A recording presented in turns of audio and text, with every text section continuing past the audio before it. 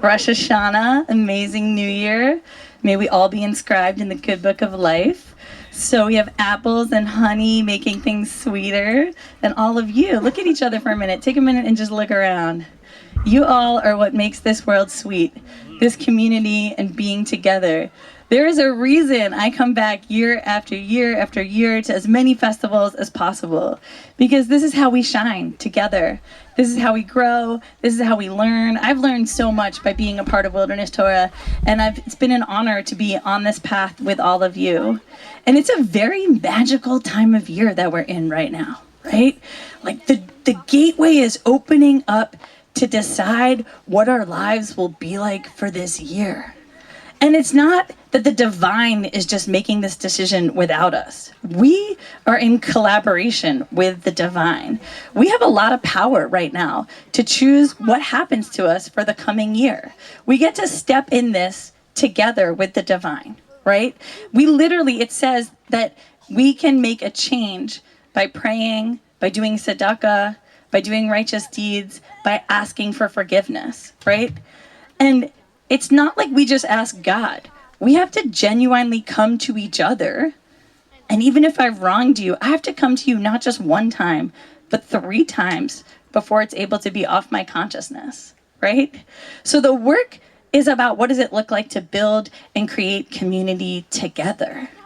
And I think this work is really interesting because, like Zelig was saying, there's harm that can happen. There's harm that can be done. Raise your hand if you've ever made a mistake in your life. Right? That's all of us. Look around. That's all of us, right? Have you ever harmed yourself? Raise your hand if you've harmed yourself, right? Raise your hand if you've harmed somebody else. Raise your hand if you've harmed the environment, right? So we know that this is happening all the time, right? And I'd like to imagine that whatever the universe is, whatever the divine being is, this element wants us to come together and heal, wants us so badly to do the work of reparations, that the commandment is not just ask forgiveness of God. God is divine, whatever that amazing being is. It's ask forgiveness of each other. And so we're in this deep repair work, Zelig, myself, Wilderness Torah, right? I'm a part of the LGBTQ community. It's freaking awesome, right? And what's amazing about being in this community is like, we were not popular 10 years ago. Like, we really weren't, you know, like it was like not very fun. Like there was a lot of like oppression, and there still is, and there was a lot of harm, and there was a lot of confusion. And then there's like this tipping point moment that we're in. And I don't just think it's about being queer. I think it's about a revolutionary moment that we're in right now in history, where all of a sudden queer people, BIPOC people, disabled people, low-income people, all of a sudden we're rising up together. We're realizing the unification process, and people around us are like, we want that. We don't just want a whitewashed society. We want a society of love and compassion and togetherness. And I'm curious to hear, what kind of world do you want? I want to hear some words. What kind of world do you want to live in? Colorful. Inclusion. Empathic, compassionate. What else? Embodied. Sustainable. Creative. Resilient. Evolutionary. Mindful. Amazing. So all of a sudden we're in this time period where people want something that they haven't wanted before, which I would say is inclusion.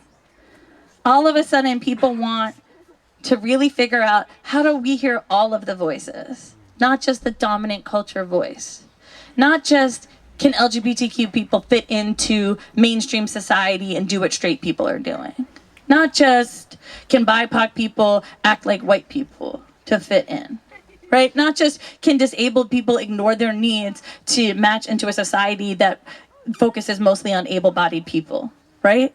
But all of a sudden this awareness is happening around inclusion, where people are like, the gift is actually making space. And that means some of us that have been in the dominant culture, I inhabit multiple worlds, right? I have dominant culture in me, and I have non-dominant culture in me, right?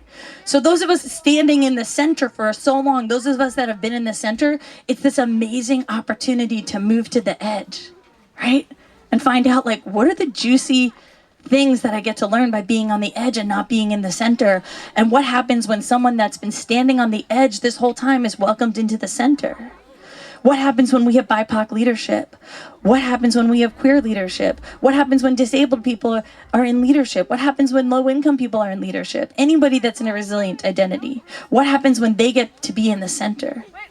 Magic, right? Like total magic, because that is what inclusion is figuring out how all of our voices are heard. And it doesn't mean that if you've been holding a dominant role that your voice is not needed. Your voice is still 100% needed. Nobody gets pushed out in this narrative. It's just a rotation. It's like an amazing rotation, right?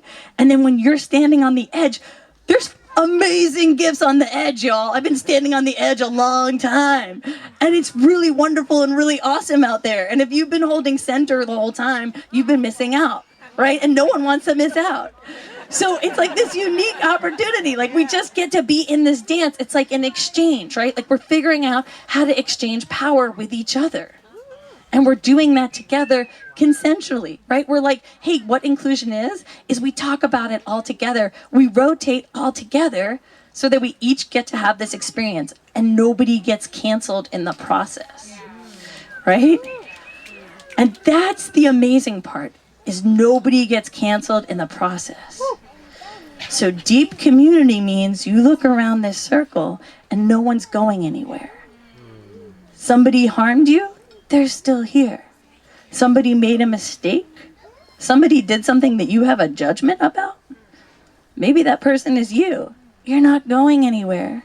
This community is not going anywhere. We're not saying you don't get to be part of us because you harmed somebody. Well, then where would you go? To someone else's community to continue that harm?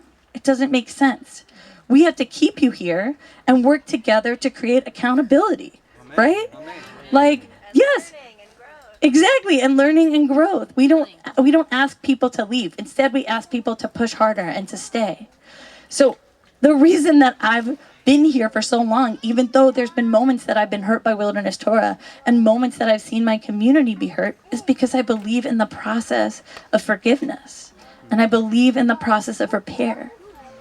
And I think it's hard and it's messy and it's confusing and we don't always know the right steps and we don't always know how to get from A to Z. But what we do know is we do it together and that we stay in it together and that we hold circle for each other and that we listen to each other and that we say we're sorry and then we try to change our behavior. And then we keep going, and then we mess up again, and we keep going. But we don't say you're not welcome here anymore. In fact, we say you are welcome, and here's your path to tshuva. Here's your path to righteousness. Here's your path to forgiveness. And this is important for our own selves too, because a lot of times we harm ourselves, right? And we judge ourselves. It's not just that this divine being is judging you and deciding what book you're getting written in. And I don't think it's, are you getting written in like the book of life or the book of death? Because I actually think, and I hope death is amazing because we're all getting there eventually, right? Like I hope death is like the best after party ever. So rather than thinking of it as like, am I gonna live or am I gonna die? It's more of how am I gonna live? How am I going to live? Am I going to live in sweetness and goodness and all those words that you just said? Am I going to create that world with all of you? Are we going to get there together to this amazing world where oppression ends and we have collective liberation, right? That's the world we're rooting for. And so to do that world, we also have to check in with ourselves because we're judging ourselves. Right? The next 10 days, it's not just that some divine being is judging us. It's like we are judging ourselves. We're looking inward and we're saying, what do I need to do to make tshuva? What work do I need to do to repair?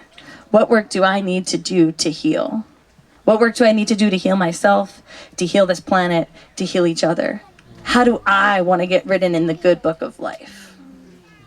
How do I want to show up for myself, for others, for this community, for this planet? And that's what we're doing. And so we're going to get a moment right now to do that with each other, where you're going to be witnessed by an angel, which is like you're divine. You're going to look into someone's eyes who's going to hold divine space for you. And you are going to share, how do you want to be written in the good book of life? What tshuva do you need to do to get there? And you're going to have about 4 minutes to share, and then your angel is going to reflect back to you what you said. They're not really asking a question, they're just reflecting back. They're saying, I heard you say this. And the point of the reflection is, sometimes when we speak, it's like we don't even know what we're saying until someone reflects it back to us. And then we're like, oh, that was the witness. I need to do that. I need to actually commit and go out and do that because this person just witnessed me say that I'm going to do it. And then you're going to have an opportunity to switch. And so the person who is the angel will be the person who will be able to share. And this is how together, collectively, we're going to change the world and put ourselves, all of ourselves, in the good book of life. Are you ready for that? Yeah. You want to be in the good book of life? Yeah, me too, right? I think it's a choice. I think we're choosing every day. And I want to close on one other thing before we go into the space of sharing with each other. I'm about to have a very intense surgery on Wednesday. And I'll be in all your prayers, hopefully. And I think it's going to be kind of magical to be in that liminal space, to literally be under general anesthesia while figuring out how to be in the good book of life, right? So I'm kind of stoked on it in a weird way. And my point of sharing that is, I really believe we have the power. Like, we are making these choices together. There's not something other than ourselves. Like, we are the divine beings collectively deciding what world we want to live in. There's not someone else. There's not some system. We're the system. We're the ecosystem. We're the system. And we're going to make these changes together. Thank you.